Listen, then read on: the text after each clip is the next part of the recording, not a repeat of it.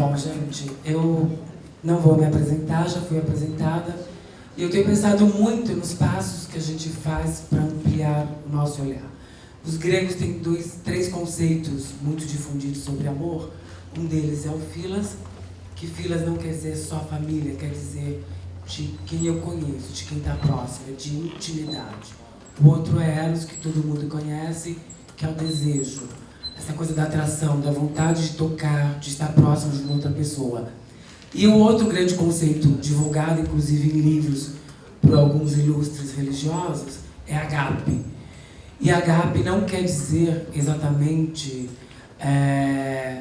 essa condição de amar todo mundo. Agape quer dizer amar o inimigo.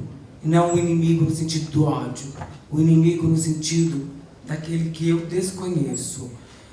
Será que eu realmente preciso ter intimidade para reconhecer a humanidade? Será que eu preciso ter intimidade para gostar de alguém? Ou eu preciso ter agape para entender que aquela vida é tão importante quanto a minha e, a partir disso, construir um paralelo de coexistência, ou de uma existência junto? Bom, é um mapa mundi para a gente pensar. Ali em cima, azulzinho pequeno, nós temos Portugal, o Brasil, e lá em cima, naquele círculo amarelo, temos as Índias, ou a Índia. E aqui a gente tem uma rota azulzinha que vai diretamente até o Brasil, e a outra que seria até as Índias. E o engraçado é que essas pessoas, esses excelentes navegantes, disseram que erraram a rota, mas lembrando que também esses excelentes navegantes estavam em constantes conflitos com toda a Europa. E aí, lógico, que eles resolveram fugir para as Índias. E, num grande erro linguístico, de preconceito, de xenofobia de lugar, o que eram os nossos mais legítimos ancestrais poderiam ficar índios, indígenas, povos originários. Na verdade, o mais próximo que deveria ser são povos originários, nem indígenas, porque indígena ainda trata de lugar, de uma ideia de localização sobre Índia. Essas nações que nos antecedem têm nomes, têm condições, mas são reduzidas por um erro de alguém a uma condição taxonomia, da classificação, da catalogação de pessoas, ou de indivíduos, ou de espécies, pela biologia e outras áreas de estudo, reduzem Yanomamis, Guaranis, Guajapis, Tupinambás, Munducuru, Gavião Pataxês, entre tantas outras nações, a índios. Ou seja, eu reduzo, a partir da minha verdade, da minha legitimidade de conhecimento, povos inteiros, nações inteiras, a uma condição linguística, porque eu acho que estou em uma outra nação. E os povos originários do Brasil têm pedido muito para que se reconheçam como povos originários, ou no máximo indígenas. Durante muito tempo eles usaram isso, o índio, como forma de expressão política, porque essa era a única forma de serem entendidos pelos tchuriás, os que têm cabelo na boca, que é o outro nome para os não indígenas, ou para os brancos, que nem os napepês, para os Yanomamis, Guajari, para os Guajapis, os Cariari. Ou seja, são nomes que os indígenas, ou os povos originários, vão dar aos brancos. E eles também têm pedido para reconhecer que não são tribos, porque tribos são povos nômades. E a estrutura política de uma tribo é muito mais simples do que de uma nação indígena.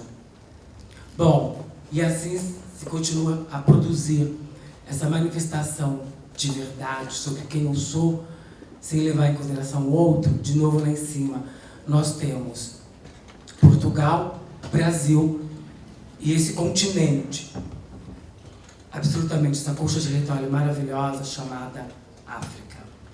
E aí a gente tem que pensar que negro, etimologicamente a palavra negro, em grego significa nekos, morte, morto, cadáver. Do latim niger, ou nigur, negro vem a significar preto, sombrio, tenebroso, tempestuoso, infeliz, de mau agouro, enlutado, fúnebre, triste, maldito, infeliz, melancólico, mau, perverso, malévolo, pérfido. A língua é usada para dominar, manipular, distorcer. Segundo o dicionário brasileiro, o nome negro também traz uma origem maldita, funesta, destino negro, magia negra, peste negra, fome negra, buraco negro, lista negra, câmbio negro, mercado negro, ovelha negra, humor negro, passado negro. Em nosso vocabulário existem muitas palavras do radical grego necros, necrotério, necromancia, necropsia, necrose, necrofilia, necrópole. Assim deve ficar mais fácil entender o que se quer dizer com a palavra denegrir. Negro é sinônimo de escravo, está no dicionário Aurélio. A imagem que eu gosto muito é a partida para a colheita de café, é da Fundação Florestan Fernandes. Ela é um pouco maior, está na internet, dá para pesquisar. Eu vou disponibilizar esse material, porque ele não é sobre mim, é sobre nós todas, ou sobre nós todos, todos e todes. E eu gosto muito da primeira fila na foto, eu espero que todo mundo consiga ver, que ela é composta por mulheres e meninas. E no meio nós temos uma menina mestiça de cabelo liso, que provavelmente deve ter sido fruto de um estupro de um senhor, do proprietário da fazenda.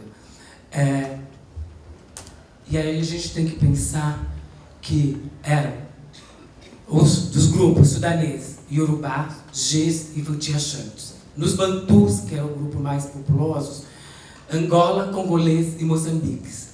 Nos guineanos, sudaneses, muçulmanos, traziam fula, mandiga, haussas e tapas. Fula, de fuleiragem, sabe? Que vira, aquela pessoa é fuleira, aquela pessoa é à toa, aquela pessoa é vagabunda. Mandinga, o feitiço. Haussas, tapas, as casas de tapas, a ideia de uma construção. Pensar que a África, com 54 países, a diversidade linguística africana impressiona. Atualmente, a África possui 2.092 línguas faladas, número correspondente a 30% dos idiomas de todo o planeta. Como pode reduzir uma nação tão rica, reis e rainhas, a uma condição de negro? Como se denomina o outro numa ideia perversa de arrancar dele o direito à humanidade, lembrando que o povo ao qual eu pertenço, negro, não era sequer batizado. Então ficava fácil executar e eliminar aquele que não tinha alma, que sequer o encontraria na posteridade, e trazer uma cultura eliminando-a. Eu tenho tido uma pequena treta com o termo empoderamento, ou empowerment, que o Paulo Freire traz para a nossa cultura, até porque a educação fala-se muito de Paulo Freire, a quem eu reconheço, mas não se fala da grande mulher, que é Maria Montessori, que eu acredito que se a gente estudasse também um pouco mais de Maria Montessori, a gente estaria contribuindo para a autonomia das nossas crianças, no se despertar para outros valores. Então, antes mesmo de pensar em empoderamento, que me soa como a minha capacidade de despertar o poder em outra pessoa, ou vice-versa, eu gostaria muito de sempre pensar em autonomia, a capacidade de governar-se pelos próprios meios. Conheça a ti mesmo e conhecerás os deuses e o universo. Do grego auto, si mesmo, e nomos, lei, a própria lei, né? E os gregos falam muito disso, eles falam de ethos, né? Que vai dar ética. E ética é esse comprometimento pessoal na transformação do espaço a partir de mim, para pensar política na soma de polis e ethos. Polis não é só a cidade. Polis é o conjunto de muitos. E eu, dentro de um polis, do conjunto de muitos, conhecedora de ethos, da minha ética, eu assumo responsabilidade de que eu não posso fazer para o outro aquilo que eu não quero para mim. Conhece a ti mesmo e conhecerás os deuses e o universo. E eu queria que vocês prestassem atenção na imagem, na Capela Sistina, no teto, a Sibila Líbia do Michelangelo, e essa deve ter terminado por cerca de 1512, e o Michelangelo é o homem que mais pintou mulheres transexuais e travestis. Michelangelo era misógino, ele não tinha apreço pela figura da mulher, ao contrário do Leonardo, que vai dissecar corpos e estudar o aparelho reprodutor, e não só ele, como todo o corpo de homens e mulheres. O Michelangelo sempre adequou a forma masculina à forma feminina. Então, quando vocês pensarem, olha, aquela rua que está cheia de travestis se prostituindo, lembre que o lugar onde elas são mais celebradas é o teto da Capela Sistina. Ninguém nasce mulher, torna-se mulher. A frase, muito dispersa por aí, ela tem um contexto muito mais amplo. Ninguém nasce mulher, torna-se mulher. Nenhum destino biológico, psíquico, econômico define a forma que a fêmea humana assume no seio da sociedade. É o conjunto da civilização que elabora esse produto intermediário entre o macho e o castrado, que qualificam de feminino. Somente a mediação de outro pode constituir um indivíduo como outro, ou seja, é preciso que o olhar de outro valide o outro. Ou seja, quando a gente fala uma mulher bonita, salvo que esta mulher esteja num constituto de mulheres negras, provavelmente ao fechar os olhos, nós vamos pensar numa mulher da mídia, ou uma atriz, ou uma supermodelo, e aí se a gente parar para pensar, nem todas vão ser Gisele, que de longe para mim é a mulher mais expressiva na moda. Eu trabalho com moda, por isso eu coloco o trabalho com Isaac. Gisele realmente faz um papel enquanto produto, mas a mulher que vai mudar o conceito de moda e de modelos na moda se chama Alek Wek e é uma sudanesa negra de pele muito escura que transforma o olhar da moda para as mulheres negras. Já existiam outras tantas mulheres negras desfilando, quando eu paro para pensar na Dalma Calado, que é brasileira, e é uma mulher negra de pele clara. Mas a Alek vem e rompe todo o estereótipo, dizendo assim, essa beleza é tão poderosa quanto foi Grace Jones. Mas o importante aqui é pensar, quando a Simone fala, o castrado e o macho, né? Gênero, que é uma construção, e a gente aqui não vai ficar debatendo, porque perderia muito tempo e o material vai ficar disponível, na verdade ele vai tomar forma no século XVIII. Anteriormente, sequer a mulher tinha direito a pensar sobre o próprio corpo. E pensava-se dentro de um modelo unissex de corpo, de forma, que a mulher era incapaz. E prestem bem atenção na imagem do século XVI, do período realmente que o sexo foi somente a ideia de sexo enquanto genital e gênero só surge no século XV. E essa é uma representação do período. À nossa direita, a imagem de um corpo, pasmem, feminino, e à esquerda de quem olha, um corpo masculino. Eles são iguais. A única diferença é a ausência do pênis e uma leve desenvoltura, um leve desenvolvimento para os seios no corpo. Dentro da ideia do isomorfismo sexual, entendia-se que a mulher, por ser um corpo frio, era incapaz de expelir o pênis. E isso é uma representação de 1611, a vagina de Versalhes. É uma reprodução, é uma gravura. Isso é o que se imaginava que seria a vagina. Ou seja, a má formação peniana. E é fácil de entender quando, ao longo da história, a mulher é entendida como um ser inferior, produto a partir do macho. Ela nasce da costela, ou ela veio do pó, ou então é por culpa da mulher que nós passamos todas essas dificuldades. A mulher traiu o paraíso. Veja bem, ela não traiu o homem, ela traiu a condição de estar no paraíso. E por isso ela vai pagar sobre sua condição de mulher. Novamente, aqui é uma representação e uma citação de Thomas Laquet de uma outra representação do que seria o aparelho reprodutor feminino. Ou seja, a mulher não tinha direito ao seu corpo. Ela sempre era uma inferioridade da perfeição que o homem era considerado.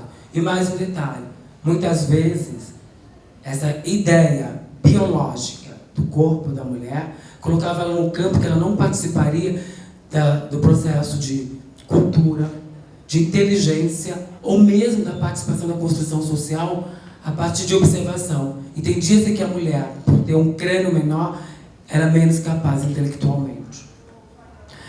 Identidade de gênero, isso é importante falar.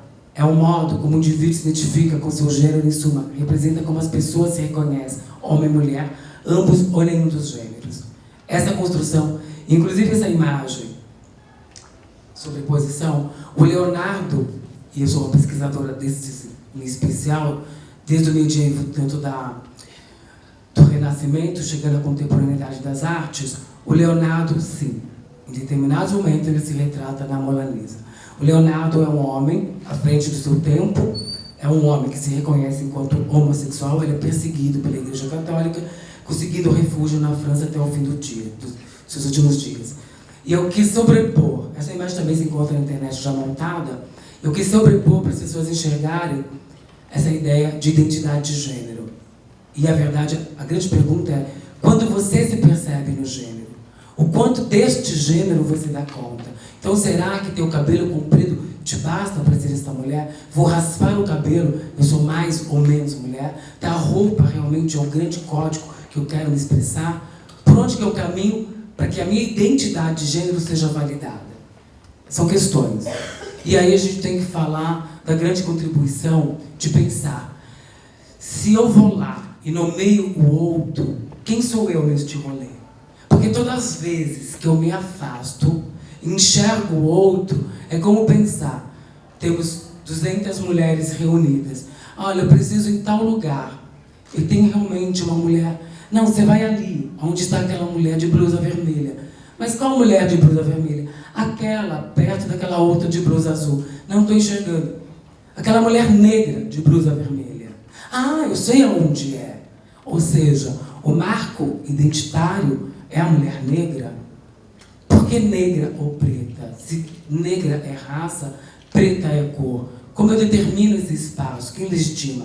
Eu acho que aí é a voz das mulheres negras ou pretas, de como elas se sentem confortáveis em serem tratadas. Quantas vezes você pergunta para uma mulher negra qual é o seu nome, antes de dizer, eu viro uma mulher negra, né? Que espaço é esse? Quanto ela se sente confortável? Porque é muito diferente de você dizer, olha, eu realmente entendo as questões das mulheres negras.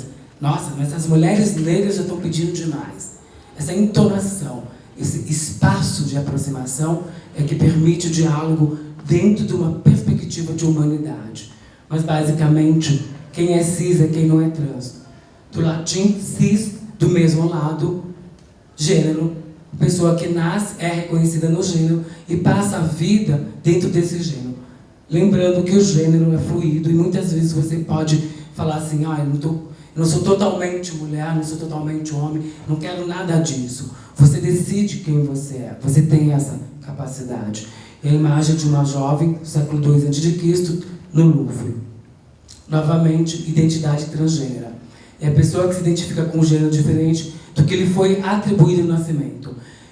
E isso não tem a ver com genitais, isso tem a ver com tantas outras coisas, é o percebimento. Quando a gente vai falar de pessoas intersexo ou de pessoas intersexuais, a gente tem uma série de coisas que vai desde a ordem cromossômica a ordem gonadais, ou mesmo um percebimento de genital ambíguo. É muito mais amplo. A grande contribuição da população trans é justamente questionar a tua liberdade de expressão, o quanto você dá conta. E, por incrível que pareça, 200, 300 anos antes de Cristo, é uma reprodução de Roma, também no Museu do Louvre, altamente contemplada e admirada. E aí, basicamente, quando a gente fala de identidade de gênero, eu tenho pensado muito na questão das pessoas não binárias. Gênero é uma construção social na qual você não precisa se encaixar. Quem fala Randolph, top model americana andrógena, que desfila nas passarelas masculinas e femininas. Essa é a imagem da Randolph. Aí ela estava com 25 anos, há 2 anos atrás. E lá embaixo é um editorial que ela posa, tanto fazendo o papel de gênero masculino quanto feminino. E eu acho que a grande revolução de pensar o gênero, de pensar essa ideia biologizante do gênero, são as pessoas intersexuais. Pessoas com qualquer variação de caracteres sexuais, incluindo cromossomos, gonas ou genitais que dificultam a identificação de um indivíduo como totalmente pertencente a um gênero definido. É a grande frase da Simone de Beauvoir, e aí, dentro do que ela fala, é uma construção psico-biosocial.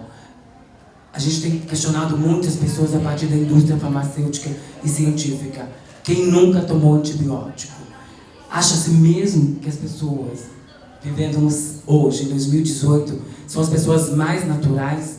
Pessoas que nunca tingiram o cabelo, pessoas que respiram todos os dias poluições, gás tóxicos, pessoas que recebem comidas alteradas o tempo todo por agrotóxico, entre tantas outras, por fórmulas químicas, o shampoo que você usa, o sabonete que você usa. O quanto disso você tem conhecimento que altera a tua naturalidade. Identidade de gênero e orientação sexual vai estar disponível é uma citação dos princípios de Yogyakarta, produzido com a colaboração de uma brasileira, que é a Sônia Correia. Ela vai, em 2006, elaborar o pensamento de direitos humanos voltado à identidade de gênero e orientação sexual. Como eu disse, o material fica disponível. Identidade de gênero é bem diferente de orientação sexual. As pessoas confundem gênero com a atração sexual, afetiva. E aí essa imagem está lá. Identidade de gênero pode ser homem, mulher, cis ou trans, travestis, pessoas não binárias. Expressão de gênero, feminina, masculina, fracionada, diversa, neutra. Sexualidade, hétero, gay, lésbica, pansexual, demissexual, polissexual, assexual. Genital, pênis, vulva, e no caso de pessoas intersexo, genital ambíguo ou não. O que é importante falar aqui de sexualidade, ela é plural, múltipla e instável. Refere-se aos desejos, à afetividade e às práticas sexuais sempre consensuais. Eu não preciso literalmente transar com uma mulher ou com um homem para me dizer que eu sou uma mulher bissexual. Mas eu posso ter atração por mulheres, respeitar essa atração, respeitar essa minha atração, me considerar uma pessoa bissexual e não necessariamente ter desenvoltura dentro desta sexualidade. Os debates terminológicos não nos interessam por si mesmos. É que o uso das palavras traduz relações de dominação. É uma citação de Florestan Fernandes. É para pensar como nós tratamos o outro e como muitas vezes a palavra é o início da subalternização ou da desqualificação de humanidade. E aqui eu queria apresentar para vocês Catuês ou Catuê na Tailândia, as Wairas da Indonésia, Xamanãs ou Xamanés das Sibérias, que pode ser traduzido como xamãs, dois espíritos duplos, ou Tuan Chu, da América do Norte, Estados Unidos, as Yandadal, da Nigéria, Fafafine, da Samoa, Iras, da Índia, Paquistão e Bangladesh, Pissu, Kalalai e Palabai, na Indonésia, e aí quer dizer, pessoas não binárias, homens trans e mulheres trans. As Morras do México, as travestis do Brasil, aqui a Letícia Souza, que é uma atriz, uma grande amiga que permitiu que eu usasse a imagem dela, na identidade travesti. Aí você pode se perguntar, mas você não está falando nem de homens, nem de mulheres trans.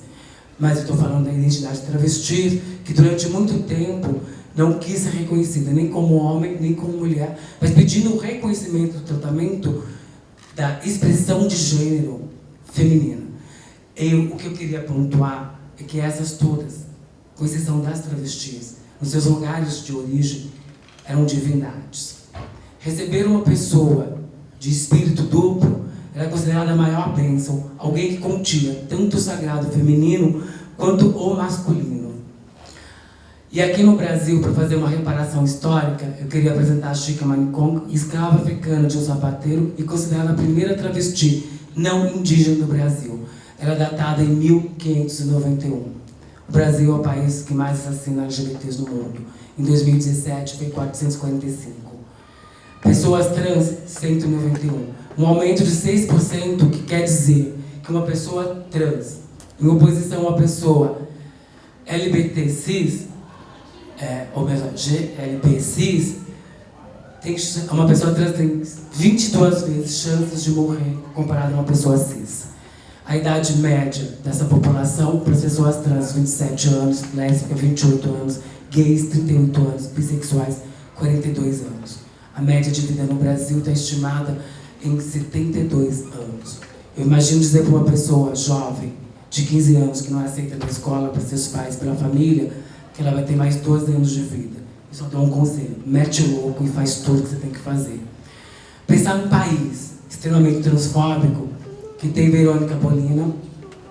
A nossa esquerda, Verônica Bolina, antes de ser presa, ela foi presa e exposta pelos agentes que deveriam protegê-la. Aqui não é questionar o crime que ela comete, mas sim questionar o tratamento desumano dado a uma mulher por ser negra e trans. E mais do que isso, ser periférica. Eu conheço Verônica pessoalmente, é das pessoas mais incríveis que eu tive contato. O ano passado, a sociedade brasileira assistiu Dandara dos Santos, 42 anos, espancada com pau. Eu falo que foi uma morte em rigores cristãos, ou melhor, com rigores de leis abraâmicas. Ela morreu a pauladas, pedradas, chutes e socos, e não bastando. No final, ela foi executada a tiros. Pensar o que leva uma sociedade a criar um estado de exceção, que você não mata um ser uma vez. Primeiro você humilha, constrange, negando a ela o direito de ser quem é. Depois tem que ter paulada, tem que ter socos, tem que ter pontapés. E no final, o ódio é tanto que você tem que descarregar uma arma desta pessoa. E pensar que essa luta, que a Dandara... E tem uma coisa muito significativa sendo mulher negra. A Dandara, que se chama Dandara, recebe o nome da Dandara. Se autonomina Dandara a partir do conhecimento da Dandara de Zumbi de Palmares, que também morre acuada por homens em Palmares, e ela não aceita a opressão, ela se joga do penhasco. A ONU reconhece que mulheres não morrem de suicídio. Mulheres morrem por meio de suicídio. A ONU reconhece que o suicídio de mulheres é uma morte violenta, não é tão livre. Tentam culpabilizar essa mulher dizendo que ela não foi capaz. Eu acho que essas mulheres, principalmente as do Brasil, têm uma gana tão grande de vida que todos os dias elas levantam na certeza de enfrentar a morte. Pensar que você pode ser atacada no transporte coletivo, ao atravessar a rua, na padaria, você está parado em algum lugar, você está sob constante ameaça. Eu não conheço seres mais capazes de enfrentar a vida do que essas mulheres que todos os dias olham de frente à morte. E para fazer uma justiça histórica, inclusive com a própria Dandara, 5 mulheres que definiram a luta por direitos LGBTs. A Marsha P.J. Johnson, que era uma mulher trans negra, durante muito tempo foi tratada como drag queen, mas era uma mulher trans, que tem uma história incrível, está na Netflix, quem quiser saber mais. A Silvia Rivera, que é uma mulher trans bissexual. Essas duas são muito importantes porque elas fazem o estopim de Stonewall, que vai dar o início da luta LGBT. As pessoas tendem a pensar que a luta começou com os homens gays, mas foram essas mulheres, uma porto-riquenha e uma outra americana suburbana negra, que vai. A Silvia Rivera é a primeira a tirar uma pedra no bar.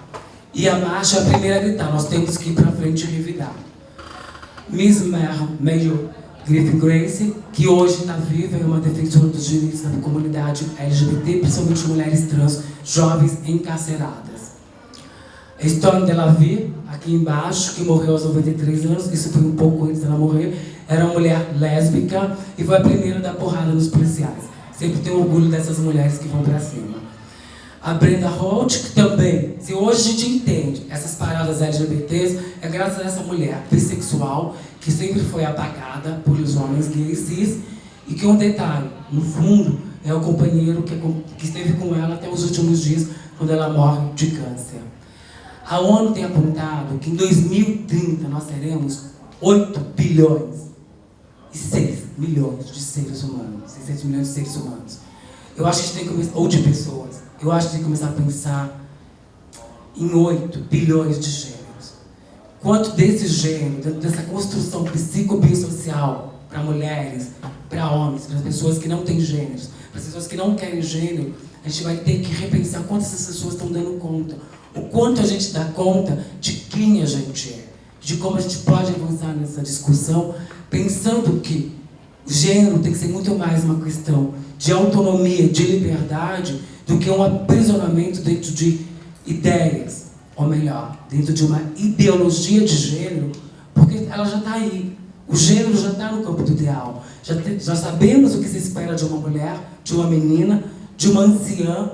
Já sabemos o que esperamos de uma mulher deficiente física. Já sabemos o que esperamos de mulheres e também de homens. O que a gente precisa saber é aonde a gente pode ir além do que é esperado sobre nós. E aí, aspirando à liberdade, nós temos que nos perguntar de quem estamos falando quando dizemos mulher, pois me parece que só faremos algum progresso quando mulheres que sempre foram marginalizadas na categoria mulher, a qual sempre foi a respeito de mulheres brancas de classe média, mulheres que sempre tiveram que batalhar, tornar-se o símbolo desta categoria. Que tal seria se, digamos, uma mulher trans negra que luta contra a violência, que luta contra o sistema prisional? Que tal essa mulher ocupar o lugar simbólico da categoria mulher? Parece que nós sempre aceitamos como norma as pessoas que já têm privilégio.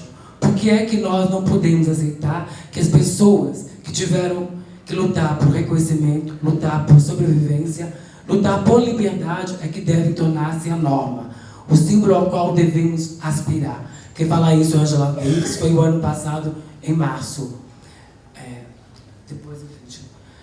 Eu tenho pensado muito em utopia, porque sonhar é preciso. Eu fui aluna da Feigo Strover, uma imigrante europeia que veio dar aula no Brasil. Ela deu aula de arte para os metalúrgicos, porque as pessoas diziam que os operários eram incapazes de entender arte. E esse ano, o ano passado, em determinado momento, eu participei de uma mesa que uma mulher cis foi oprimida por mulheres trans. E eu fiquei muito indignada. E aí eu disse, as coisas não iriam mudar em um espaço curto de tempo. Ali Neon usou uma alegoria que eu jamais esquecerei, a das borboletas monarcas, que todos os anos migram dos Estados Unidos e do sul do Canadá para as florestas do México. A questão é que essas borboletas monarcas, esses seres tão frágeis, percorrem 50 km por dia. Elas param, depositam seus ovos e morrem. A biologia, a pretensa biologia, essa biologia do pretenso biopoder que determina quem são homens e mulheres, quem são seres humanos, não consegue explicar esse fenômeno. Esses seres frágeis morrem, ressurgem e terminam a viagem até o destino final. Elas fazem um caminho de volta. Quem chega lá é a terceira ou a quarta geração.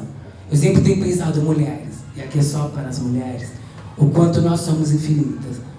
A gente, ao contrário do que a história nomeou, o homem parece que ele veio do barro primeiro. A gente estava bem antes disso, né? Então, quem é a nossa primeira ancestral? Quem é o nosso futuro? A única coisa que nós temos de verdade é essa contemporaneidade, esse momento que nos une na ideia de transformação. Eu queria que vocês vissem um vídeo para a gente ter certeza de como essa transformação está acontecendo e ela é possível. Porque essa palestra não é sobre mim, é sobre todas nós.